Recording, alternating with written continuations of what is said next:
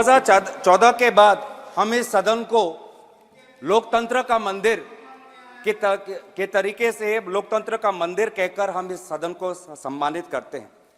लेकिन सर 2014 के बाद धीरे धीरे हम एक सुनिश्चित योजना सत्ता पक्ष के द्वारा देख रहे हैं।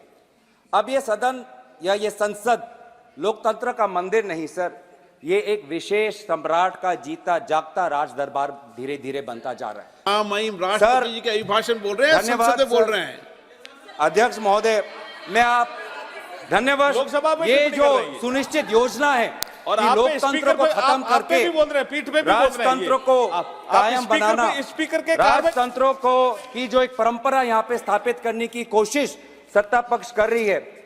सर इससे पहले भी सदन में और इस संसद में बहुत से प्रधानमंत्री राष्ट्रपति के अभिभाषण में बोले ना, माननीय आदरणीय अध्यक्ष महोदय,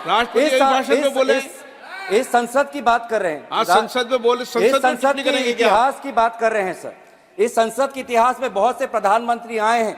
सभी प्रधानमंत्री ने अपने अपने कर्तव्यों का पालन करते हुए प्रश्नों का उत्तर दिया। लेकिन हमने शायद पहली बार हमने एक महाराज को देखा जिसने 5 साल में किसी भी विभाग का प्रश्न का उत्तर नहीं दिया। इस राजतंत्रों को बनाने में भ्रम एक विशेष अस्त्र इनका होता है। भ्रम बहुत जरूरी है लोगों को भ्रमित करने में, और सर इसमें तो ये माहिर है। ये सरकार तो सर इवेंट मैनेजमेंट में डॉक्टरेट है, और लोग कहते हैं इवेंट मैनेजमेंट, मैं कहता हूं अटेंशन मैनेजमेंट। ये अटेंशन मैनेजमेंट में ये इन्होंने पीएचडी की है कि कैसे लोगों का ध्यान भटकाया जाए। हम कहते हैं कि मणिपुर में प्रधानमंत्री क्यों नहीं गए, 190 लोगों की मृत्यु हुई, 50,000 लोग बेघर हुए। वो कहते हैं G20 देखो, प्रधानमंत्री पेरिस में है वो देखो। हम कहते हैं कि नोटबंदी में 100 लोगों की मृत्यु हुई, कौन इसका जिम्मेवार है। वे कहते हैं कि इश्तिहार में पेटीएम का इश्तिहार आया है, उसमें मोदी जी का चेहरा है, आप वो देखो। हम कहते हैं कि चाइना आज हमारे जमीन पे कितना घुस आया है, चीन हमारे लद्दाख के किसानों के साथ मुठभेड़ कर रहा है। ये कहते हैं कि आप देखो कि मालदीव्स की तुलना में हम कितने ताकतवर हैं। हम कहते हैं कि अडानी पे सारे कोयला फैक्ट्री चला गया है, ये राहुल गांधी जी को निष्कासित कर देते हैं। किसान कहता है कि हर वर्ष मेरा किसान भाई लगभग 10,000 किसान आत्महत्या कर रहा है। युवा कह रहा है कि हम बेरोजगार हैं, महिला कह रहे हैं कि हम महंगाई से मर रहे हैं। आज आर्थिक असमानता बढ़ रही है, गरीब और गरीब, अमीर और अमीर हो रहा है। आज हमारे देश के 10% लोग 50% धन संपत्ति के मालिक है, और ये कहते हैं कि फास्टेस्ट ग्रोइंग इकोनॉमी है, लार्जेस्ट ग्रोइंग इकोनॉमी है। तो ये जो भ्रम का इस्तेमाल करते हैं लोगों के समस्याओं पर पर्दा डालने का। आज सुबह भी हमने यही देखा कि आदरणीय संसदीय मंत्री ने एक सांसद जो आज नहीं है, सदन के बाहर उन्होंने कोई वक्तव्य रखा, उस पर उन्होंने मीडिया पर निर्धारित जो कुछ बातें आई हैं उस पर उन्होंने अपनी बातें रखी, पर उस पर हम अपना विद्रोह हम जता नहीं पाए। संसदीय मंत्री बार बार कहते हैं कि जो सदन के बाहर, आप भी कहते हैं जो सदन के बाहर कही जाती है, जो मीडिया के सूत्रों पर आधारित हमें बातें अंदर नहीं रखती। आप ही के निर्देश का उल्लंघन संसदीय मंत्री करते हैं, पर उसके आपके संरक्षण में हम अपनी बात नहीं रख पाते। यही बात कर रहा हूं सत्ता पक्ष की सुनिश्चित योजना, क्योंकि जब भी यहाँ पे महाराज जब आते हैं तो सारे सांसद खड़े होकर ताली बजाते हैं, उनका जयकार होता है। जो जिस जिम्मेवारी से हम आते हैं, जिस जिम्मेवारी से हम आते हैं सर, वो जिम्मेवारी को हम भूल जाते हैं। और महाराज भी आते हैं, कुछ क्षण बैठते हैं और फिर वो चले जाते हैं, विदाई देते हैं, और एक भी सवाल का उत्तर नहीं देते। हमने पिछले ही सत्र में देखा सर, हमारे संसदीय इतिहास में सबसे ये रिकॉर्ड है कि एक दिन में 146 मेंबर्स को निलंबित करना, ये हमारे संसदीय इतिहास में एक रिकॉर्ड है। और दुनिया में भी ऐसा कोई उदाहरण नहीं कि एक ही दिन में 146 सांसदों को निलंबित करके 3 दिन में 14 बिल पारित करना, यह रिकॉर्ड है सर। इसी परंपरा की हम बात कर रहे हैं कि सत्ता पक्ष के मंत्री, सत्ता पक्ष के सांसद जब भी उनका मन चाहे खड़े होकर आरोप लगा सकते हैं। नहीं, ऐसा नहीं है, मैंने पॉइंट ऑफ ऑर्डर का विषय किया था। और विपक्ष जब अपनी बात रखना चाहे तो हमको चिट्ठी भेजना पड़ता है, हमको रुकना पड़ता है। सर आप बहुत दुख की बात है सर, आप पहले यहाँ पे सदन पे नहीं थे जब पिछले वक्तव्य बोल रहे थे, आदरणीय राष्ट्रपति जी ने जितना लंबा भाषण दिया उससे दुगना लंबा इन दोनों ने दिया सर, उससे दुगना लंबा इन दोनों ने दिया। और किन किन विषयों पे दिया आप नहीं थे सर, मैं आशा करता आप सुनते उस समय। लेकिन हमने पिछले ही सत्र में देखा सर, हमारे संसदीय इतिहास में सबसे ये रिकॉर्ड है कि एक दिन में 146 मेंबर्स को निलंबित करना, ये हमारे संसदीय इतिहास में एक रिकॉर्ड है।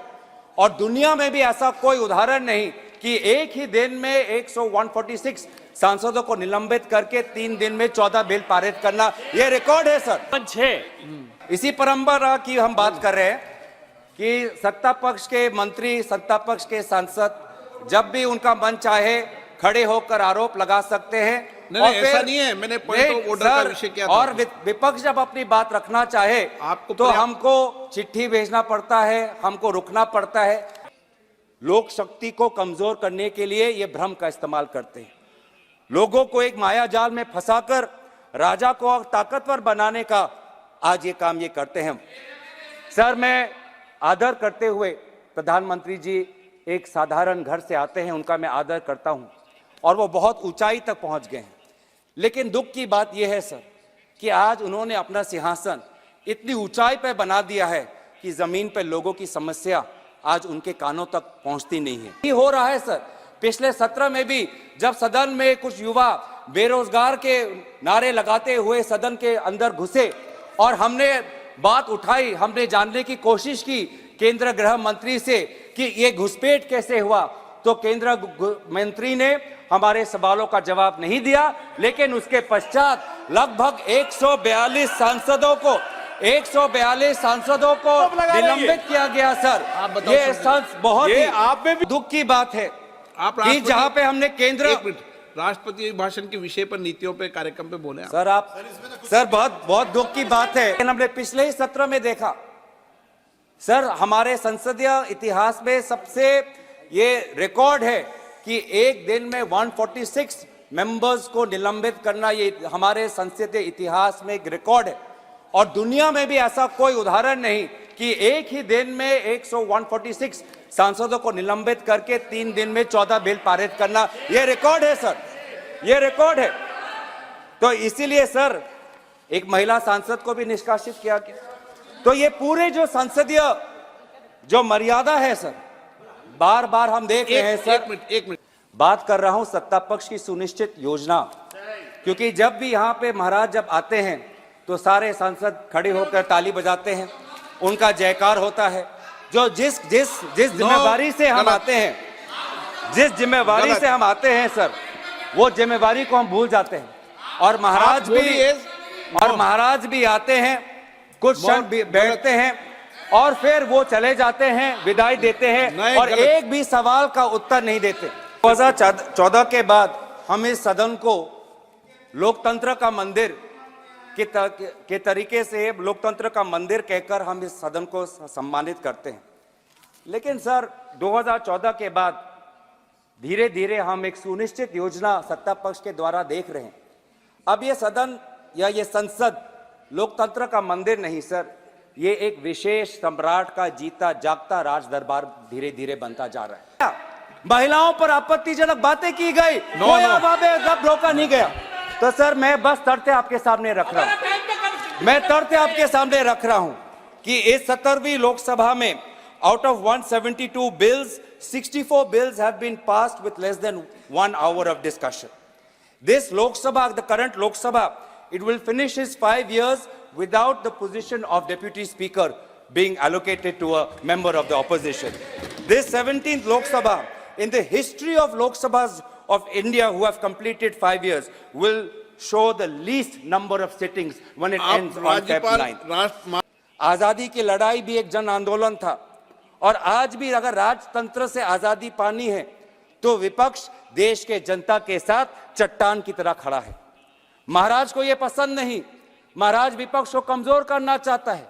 इनकम टैक्स के अफसर भेजते हैं, ईडी का अफसर हमारे पास आता है, सीबीआई हम पर आता है। मैं महाराज से यही कहना चाहता हूं, हम डरने वाले नहीं हैं, हम डरने वाले नहीं हैं। आप चाहे जितनी भी सरकार गिरा लो, आप चाहे जितनी भी सरकार परिवर्तन कर लो, बिहार में अगर सरकार बनानी है तो रातों रात मुख्यमंत्री का इस्तीफा और रातों रात उनका शपथ ग्रहण होता है। लेकिन झारखंड में हमारा पास बल है, झारखंड के पास हमारे ताकत है, लेकिन हमको 10 दिन का हमको इंतजार करना पड़ता है। मतलब बिहार के लिए नियम अलग और झारखंड के लिए नियम अलग, इस प्रकार की बातें आज हम कर रहे हैं।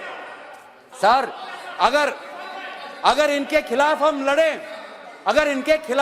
लड़े, तो हमें जेल भेजा जाता है, और अगर इनके साथ शामिल हो जाते हैं तो महाराष्ट्र में उप मुख्यमंत्री बनाया जाता है।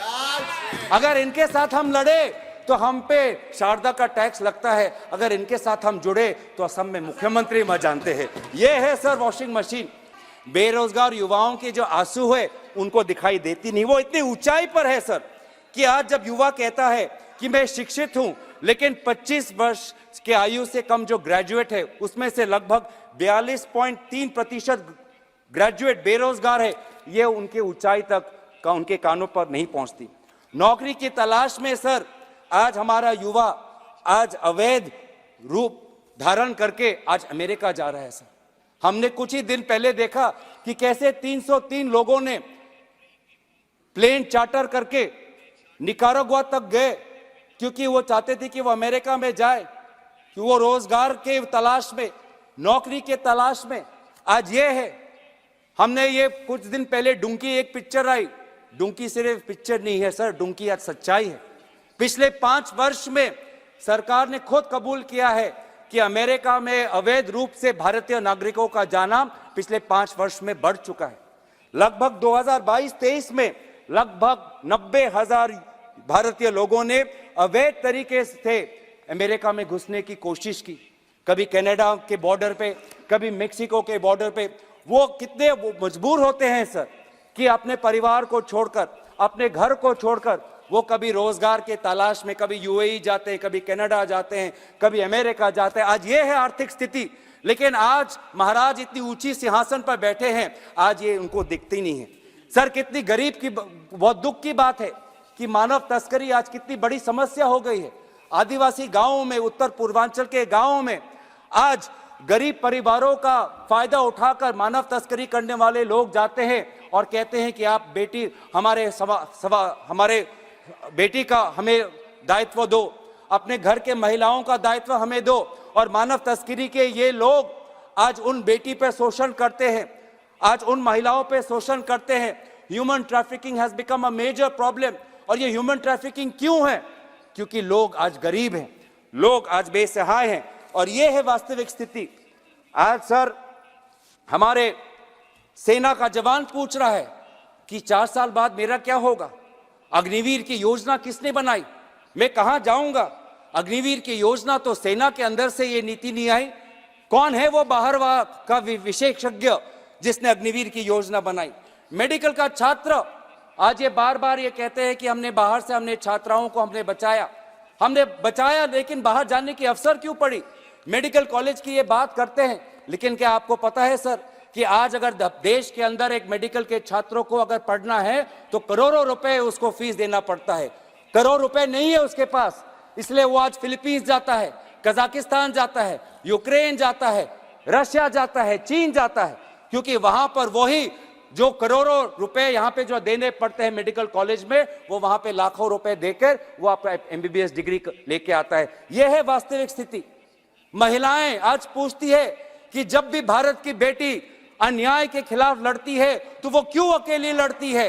क्यों बिल्किस बानो अकेली लड़ती है? क्यों बिल्किस बानो के संदर्भ में एक विशेष राज्य सरकार उनके बलात्कारियों का पक्ष लेती है? महिला खिलाड़ी पूछती है कि मैं लड़ सकती हूं, मैं लड़की हूं, लेकिन मेरे साथ तो कोई रहे, क्यों मैं अकेली पड़ गई हूं? कहां है वो व्यक्ति जो आज जब मैं पदक जीतती हूं तो मेरा स्वागत करते हैं, लेकिन आज मैं दिल्ली के सड़कों में मैं धरना दे रही हूं पर आज मैं अकेली हूं? क्यों आज बेटी अन्याय के खिलाफ अकेली है? किसान पूछ रहा है कि आज हर किसान पर लगभग 70,000 का कर्ज उन पे है। MSP को उनका कानूनी सुरक्षा नहीं मिली। प्याज का किसान आज देख रहा है कि उसको जो उचित मूल्य मिल रहा है चाहिए वो नहीं मिल रहा। किसान बोल रहा है, न्याय की मांग कर रहा है। आप लाभार्थी की बात करते हो सर, आज तो भ्रष्टाचार ऐसे हो चुका है कि लाभार्थी टैक्स एक नया शुरू हो गया है। एक लाभार्थी टैक्स, अगर आवास योजना का घर चाहिए तो पहले लाभार्थी टैक्स दो। अगर पीएम किसान में अपना नाम अगर शामिल करना है तो लाभार्थी टैक्स दो। अगर उज्ज्वला में सिलेंडर कनेक्शन चाहिए तो लाभार्थी टैक्स दो। ये है वास्तविक स्थिति, लेकिन इस स्थिति को लेकर कोई बात नहीं करते, कोई यहां पे इन्वेस्टिगेशन नहीं। क्यों पहले पीएम किसान संपदा में 11 करोड़ लोगों को पीएम किसान मिलता था, वो 11 करोड़ से 3 करोड़ क्यों आया, क्यों घटाव हुआ? क्या कितने सारे फर्जी वहां पे लाभार्थी थे, क्या उस पर कोई इन्वेस्टिगेशन हुआ? कोई इन्वेस्टिगेशन नहीं। सारे चीजें भूल जाते हैं और कहते हैं कि भ्रष्टाचार गायब हो गया। सबसे ज्यादा भ्रष्टाचार आपके लाभार्थियों के वितरण में हो रहा है। आज सर मैं खुश हूं कि जनता जागरूक हुई और विपक्ष आज जनता के इस जागरण को स्वागत करती है। हम डरेंगे नहीं, हम अपना फर्ज निभाते रहेंगे। हम भारत को जोड़ेंगे, हम नफरत की बाजार में मोहब्बत की दुकान खोलेंगे, हम न्याय की लड़ाई लड़ेंगे, पिछले वर्ग और अन्य पिछड़ा वर्ग के लिए जातिगत जनगणना की लड़ाई हम लड़ेंगे। हम अनुसूचित जाति जनजाति जिनके लिए आज केंद्रीय विश्वविद्यालयों में, केंद्रीय सरकारों में लगभग हजारों के तादाद पे पद खाली हैं, आज उन केंद्रीय विश्वविद्यालयों में, उन केंद्रीय सरकारों में अनुसूचित जाति जनजाति का स्थान हो, उनको अपना हिस्सा मिले, हिस्सेदारी की लड़ाई हम लड़ेंगे। हम लड़ेंगे उन युवाओं के लिए, वो लगभग 1-1.5 लाख युवा जिन्होंने सेना के भर्ती के लिए पूरी परीक्षा पार कर ली, लेकिन आज भी वो सेना में भर्ती नहीं हुए। हम उनके मुआवजे के लिए हम लड़ाई लड़ेंगे। हम लड़ाई लड़ेंगे जम्मू कश्मीर के लिए, ताकि उनको पूर्ण राज्य का दर्जा दोबारा मिले और निर्वाचन दोबारा हो, लोकतंत्र की स्थापना वहां पे हो। हम लड़ेंगे आंध्र प्रदेश के लिए। For Andhra Pradesh, we gave a special category status. We promised them, and today again repeatedly, the Prime Minister has been betraying the people of Andhra Pradesh and denying them the rightful special status. We, the Congress Party, want special status for Andhra Pradesh. हम लड़ेंगे असम के वो 6 समुदाय के लिए, जाहुम, मोरान, मोटा, कुच, राजबंशी, सूतिया, आदिवासी जो है, जो जनजाति की मांग कर रहे हैं, हम उनके साथ हम रहेंगे। हम लड़ेंगे महिलाओं के लिए जो महंगाई से राहत चाहते हैं। हम भारत के संविधान के लिए लड़ेंगे। इस भारत के संविधान में सर लिखा है हम, इसमें मैं नहीं लिखा है, इसमें कोई एक व्यक्ति की दिव्य शक्ति नहीं लिखी है, इसमें भारत की लोक शक्ति का उदाहरण है। इसमें लिखा है कि हम भारत के लोग भारत को एक संपूर्ण प्रभुत्व संपन्न समाजवादी पंथ निरपेक्ष लोकतंत्रात्मक गणराज्य बनाने के लिए तथा उसके समस्त नागरिकों को न्याय, स्वतंत्रता, समता और बंधुता में बढ़ाने के लिए हम प्रयत्न करेंगे। ये है इस संविधान के प्रति, क्योंकि देश सर किसी व्यक्ति के दिव्य शक्ति से नहीं, देश संविधान से बनता है, देश आम नागरिकों से बनता है, देशवासियों से देश बनता है। तो सर हम लड़ेंगे इस भारत के संविधान के लिए, हम लड़ेंगे वसुधैव कुटुंबकम की संस्कृति के लिए, हम लड़ेंगे गंगा जमुना के तहजीब के लिए। सर बहुत दुख होता है सर, आज आपके पहले भी सरकारें थी, आपके बाद भी सरकारें आई हैं, लेकिन सर शायद हमने पहली बार ऐसा देखा है कि भारतीय होने का गर्व सत्ता पक्ष सिर्फ सत्ता के मापदंड से देखती है। जब 2014 से पहले इनके पास सत्ता नहीं थी तो उनको भारतीय होने का शर्म होता था। प्रधानमंत्री जी दक्षिण कोरिया में जाकर कहते हैं कि 2014 से पहले भारत में जन्म लेना शर्मनाक बात थी। कितनी अफसोस की बात, आप देख लीजिए सर, मैं रिकॉर्ड पे डाल दूंगा। उन्होंने कहा पाकिस्तान को संबोधित करते हुए कि 70 वर्ष के दौरान भारत में बहुत सारे राजनीतिक दलों की सरकारें बनी, लेकिन सभी ने विकास की गति को जारी रखा। हमने विश्व प्रसिद्ध इंडियन इंस्टीट्यूट ऑफ टेक्नोलॉजी बनाई, इंडियन इंस्टीट्यूट ऑफ मैनेजमेंट बनाए और all India institute of medical science जैसे बड़े अस्पताल बनाए। लेकिन आपने क्या बनाया? आपने आतंकवादी ठिकाने बनाए, टेररिस्ट कैंप बनाए। हमने स्कॉलर्स पैदा किए, इंजीनियर्स पैदा किए, डॉक्टर्स पैदा किए। आपने क्या पैदा किया? ये जो 70 वर्ष का जो विवरण किया है, ये आदरणीय सुषमा स्वराज जी ने विदेश मंत्री के पद पर रहते हुए भारत की गरिमा को उन्होंने सुरक्षित रखा। और कितनी अफसोस की बात है कि आप 2014 से पहले भारत के प्रति आप कोई गर्व नहीं महसूस करते। सर, हम भारत के होने का हम गर्व महसूस करते हैं। 2014 के पहले भी, आज भी जब हमारे पास सत्ता नहीं, आज भी हम भारतीय होने का हम गर्व महसूस करते हैं और हमेशा हम करते रहेंगे। लेकिन सर, मैं अंत में ज्यादा समय ना लेते हुए बंकिम चंद्र चटर्जी के वंदे मातरम की कुछ पंक्तियां कहकर अपनी वाणी को मैं विराम देना चाहूंगा। त्वम ही दुर्गा दश प्रहरण धारिणी, कमला कमल दल विहारिणी, वाणी विद्यादायिनी, नमामि त्वाम नमामि, कमलाम अमलाम अतुलाम, सुजलाम सुफलाम मातरम, वंदे मातरम। भारत कब विकसित होगा, ये कोई अंतर्राष्ट्रीय संस्था या कोई विशेष व्यक्ति नहीं। भारत तब विकसित होगा जब हम संविधान के अनुसार सामाजिक, आर्थिक और राजनीतिक न्याय सबको मिलेगा। भारत तब विकसित होगा जब विचार, अभिव्यक्ति, विश्वास, धर्म और उपासना की स्वतंत्रता सबको मिलेगी। भारत तब विकसित होगा जब प्रतिष्ठा और अवसर की समता सबको मिलेगी। तब जाके, जब भारत का हर नागरिक ऐसा महसूस करेगा, तब जाके हम भारत के प्रति हम न्याय करेंगे। और अंत में हम यही कहना चाहेंगे कि हम अपने लड़ाई, भारत की लड़ाई, भारत जोड़ने की लड़ाई, भारत के नागरिकों के आम न्याय की लड़ाई हम लड़ते रहेंगे, हम डरेंगे नहीं। इन्हीं शब्दों के साथ मैं महामहिम राष्ट्रपति के अभिभाषण पर धन्यवाद प्रस्ताव में अपनी बातों को समाप्त करता हूं। धन्यवाद। जय हिंद। वंदे मातरम। टी.आर. बालू जी।